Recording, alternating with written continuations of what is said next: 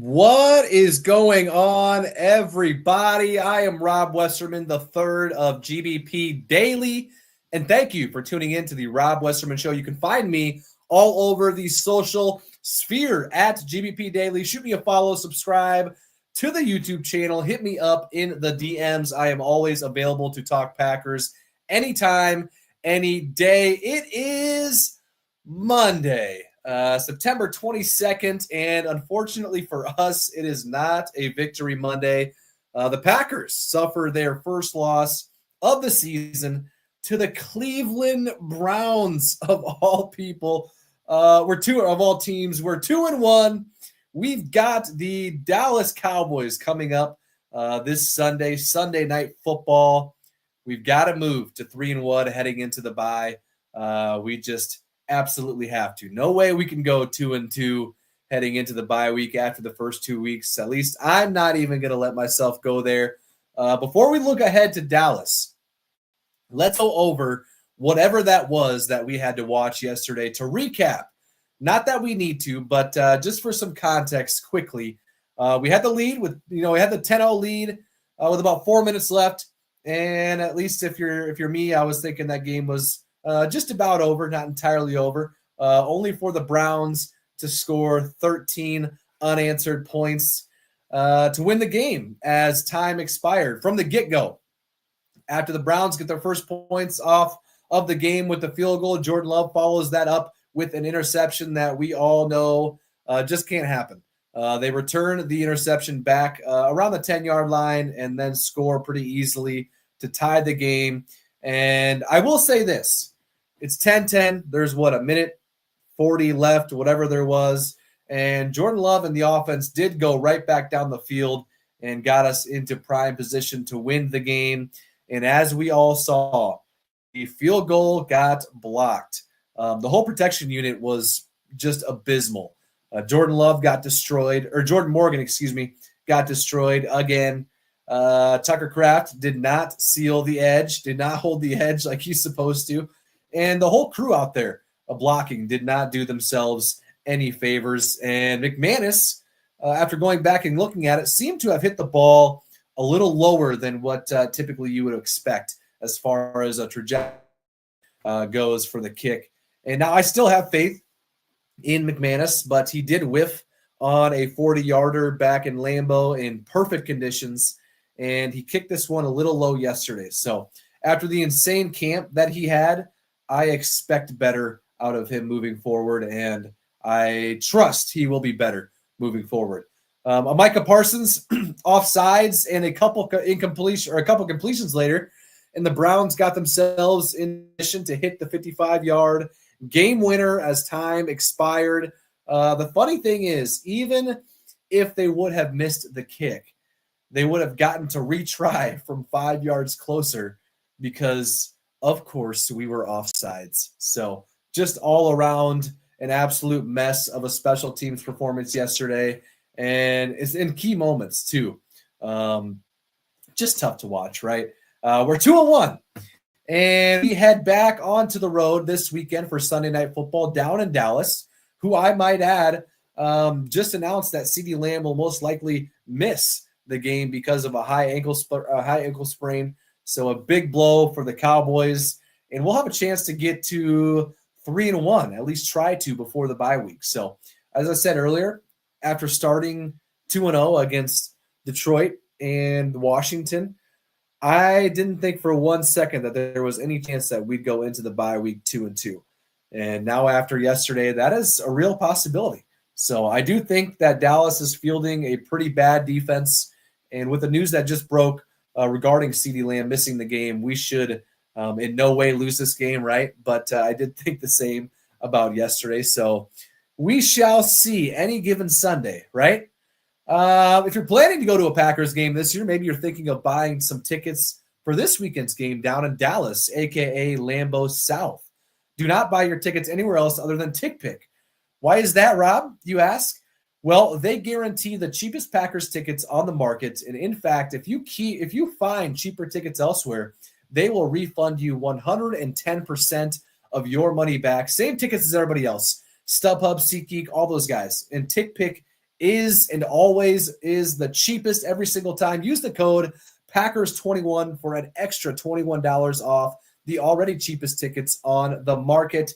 Shout out to TickPick. I appreciate their partnership in the show. Let's hop into the comments section here, shall we? And as always, if you want to be a part of the show, give me a call on the Nicolet Law hotline, 319-242-2332. One more time, 319-242-2332. Family owned and operated since 2007 with decades of combined legal experience. Nicolet Law's team of compassionate local attorneys are prepared to meet your unique legal challenges head on and provide the guidance that you need to make the most informed decision possible. They have just shy of 2,000 five-star reviews, and they have helped their clients recover over $350 million in the last 17 years that they have been in business. Injured? Get Nicolet. Jared is in the house. In your opinion, what was the main reason that we lost yesterday? Jared, where do I start, right? Of course, it was a multitude of things. Penalties. Every single drive, we had penalties. And I know some were ticky-tacky on the defensive side, but there's no excuse for false starts or pre-snap penalties. Just downright bad. Malik Heath had a false start early in the game. The offensive line, false starts, a.k.a. Jordan Morgan. And Rasheed Walker actually had a false start. And Jordan Morgan was called for it, but it was actually Rasheed Walker, so he is not in the clear either. The special teams unit failed us. Golden should have definitely came up and fair caught that punt inside, or instead of letting it trickle down to the 2-yard line. Penalties on the kickoff. Of course, they blocked the field goal at the end of the game, and the offsides on the game winner from Cleveland. And I said earlier, if they would have missed the 55-yarder, they would have had another chance 5 yards closer because we, of course, jumped offsides. And Jordan Love's interception, of course, that definitely was not good. So, but if I had to pick one thing, without a doubt, it would be the offensive line. As my man Greg in the chat is talking, without a doubt, the offensive line. Jordan had close to no time to throw. Every single drop back, pressure was in his face. Jordan Morgan, of course, was terrible. But Elton Jenkins wasn't much better either. So Elton has kind of been our steady Eddie throughout his career here in Green Bay. But so far this year, he has not been good enough. So unless that changes in the foreseeable future, hopefully sooner rather than later, he will probably be playing for another team next season. And injuries during the game, those suck and make things hard. Of course, Zach Tom goes down on the first play from scrimmage. Looks like he re-aggravated the oblique injury. It's easy to say now after the fact, but clearly he was not ready to play. One play and he's done. Aaron Banks also goes down with a groin injury. Rasheed Walker had a bad game. Just all around, we got pushed around and frankly destroyed by the Browns defensive front. So they need to figure this out, the offensive line situation fast because, yeah, Josh Jacobs hasn't been able to run the ball, and Jordan can barely get his eyes downfield without a guy in his face right away. So hopefully Luke Butkus and company, Adam Stenovich, hopefully they can kind of rally the troops and figure something out before Dallas and the rest of the season rolls on, because right now it is a big, big problem. What else we got? Thank you, Jared, for hopping in. As always, I appreciate you. My man Rakeem is in the house. We completely pissed the bed yesterday, but at the end of the day, I'm impressed with the way we came into the season with fire and with confidence. Looking forward to a W next week. Go Pack, go. Thank you, Rakeem. Yeah, there's not too much silver lining from this game yesterday outside of the effort from the defense. And even after going back and watching some of the game, there were some times where, especially on that number 44, their big guy, who kind of rolled over 4 or 5 people and got the first down. There was Xavier McKinney, Evan Williams, Keyshawn Nixon. The last couple of those guys just rally to the ball, pile up and take them down. Well, this time it was Quay Walker and Edrin Cooper, I believe, kind of bouncing off of their running back, the big dude, I forget his name. And let me see here. Harold Fannin Jr., I think he's maybe a tight end.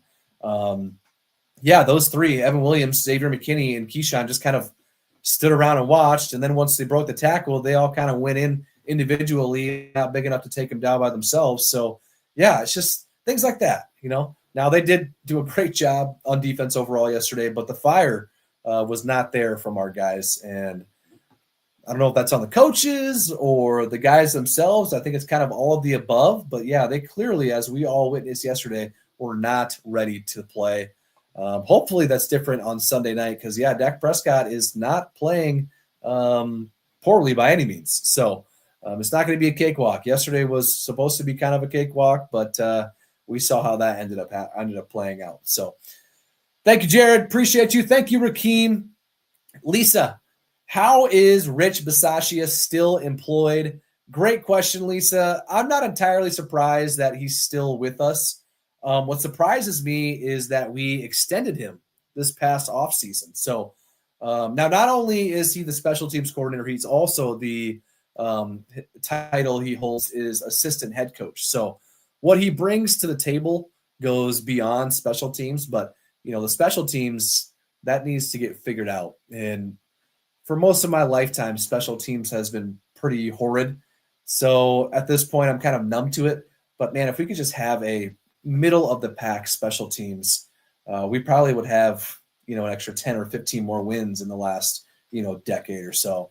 The special teams has been that bad. I mean, you think of the game yesterday, you think of the game, of course, against the Niners in the playoffs. You think of the game in Seattle. It's just been so bad for so long that it's just become normal for me. And frankly, that's kind of what seems like is normal for the Packers as well. So there has not been much improvement there.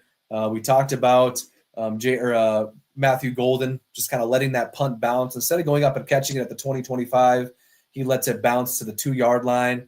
It's just those little things like that that really add up over the course of the entire game and make a huge difference. So, yeah, Rich Bisaccia needs to figure things out quick because we'll be losing games. We'll be losing in the playoffs if, you know, special teams continues like that. Hopefully it gets turned around here sooner rather than later. So thank you, Lisa. Appreciate you as always. What else we got? My man Riley is in the house. I will say this, the Browns defense is legit. Yeah, Riley, I do agree. I think they probably have one of, if not the best defense in the NFL. And that's been a pretty popular take ever since yesterday's game ended from the, you know, national media side of things. But it still does not take away the fact that we had so many chances to put that game away and we fumbled them every single time. So we found so many ways to lose that game. It's unreal. But their defense is legit. I do agree. Twan is in the house. No worries. Dallas has no one to even come close to love. Easy win for the Pack. Twan. Oh, we all know it's going to be a close one, right? Right? Let's hope for a good game.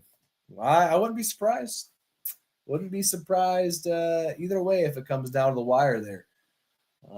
I was surprised by yesterday's game. I thought we were going to smoke them, but that did not happen. So, Phil, 10 days to poop the bed.